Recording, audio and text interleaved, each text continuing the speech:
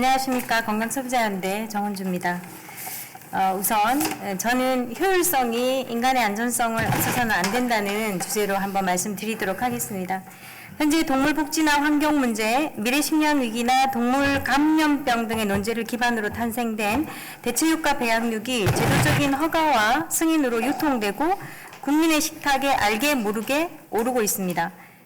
비거니즘의 문화적 요구로 시작된 식물성 인공육이 환경 지킴, 동물 복지, 건강 추구 등의 본질을 벗어나서 원가 절감을 비롯한 상업적 편리성으로 패스트푸드를 위시한 대기업과의 시장 론칭이 이루어지고 있습니다. 또한 미래 투자적 관점에서의 대자본 유입으로 그 사업적 크기를 확장해 가고 있는 시점입니다.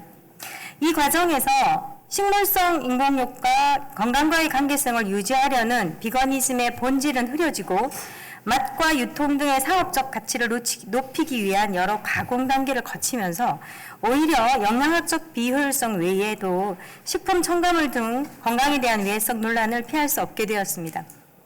후산하국제암연구소에서는 가공육을 1급 발암물질로 분류하고 그 위해성에 대해 경고하고 있는데요. 식물성 인공육 또한 가공육으로서 그 위해성이 염려되고 있지만 그 유통 경로를 파악해보면 다양한 인스턴트나 패스트푸드 등에 숨어있는 재료로 숨어 있습니다. 하지만 이 부원료로 사용되거나 여러 단계 가공을 거치면서 표시되지 않은 혼합 재료로 들어감으로 인해서 국민들이 인지하지 못한 상황에서 섭취하게 되면서 알러지나 정신적, 육체적 만성질환 그리고 심지어는 암과 같은 중증질환의 발생이라는 질병 유발의 원인을 제공하고 있는 실정입니다. 시대적 필요성과 효율성을 기반으로 한 대체육의 생산과 유통이 대중화되고 일반화될수록 국민의 건강권과 알 권리를 위해 함유된 성분 및 첨가물의 내용과 가공 과정에 대한 사항을 투명하게 표시하는 제도적인 장치와 소비자에 대한 교육이 절실히 필요하다고 소비자 입장에서 말씀드리고 싶습니다. 또한 2020년 12월 실험실에서 세포 배양된 닭 배양육이 판매 승인을 받게 되었는데요. 배양의 과정에서 동물 윤리적 문제와 식재료로 가공하는 과정에서의 위해성 문제를 새롭게 만들어가고 있습니다.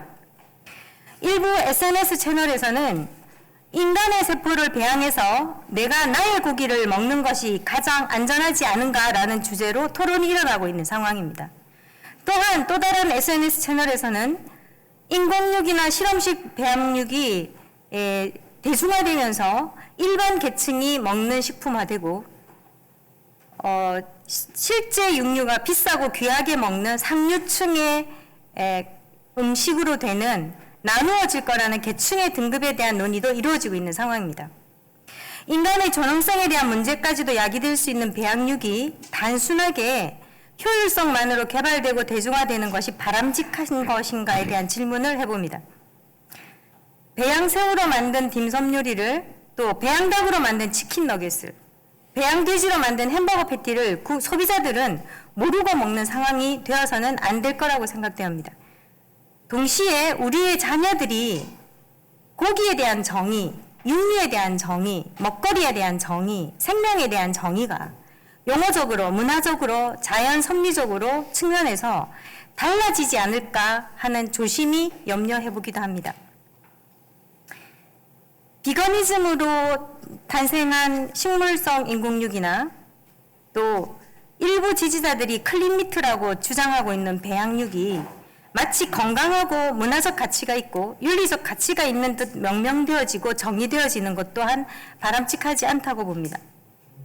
만약 시대적인 요구를 어쩔 수 없는 선택이라면 이 부분이 비상식량 내지의 범위로 축소되든지 하여야지 적어도 그것이 일반화되고 대중화되어서 그 안전성에 대한 국민의 알 권리와 선택권이 주어져야 한다라는 것과 그 생산, 유통, 함유 등에 대한 표시가 투명하게 제도적으로 관리되지 않으면 위험하지 않을까라는 염려를 해봅니다.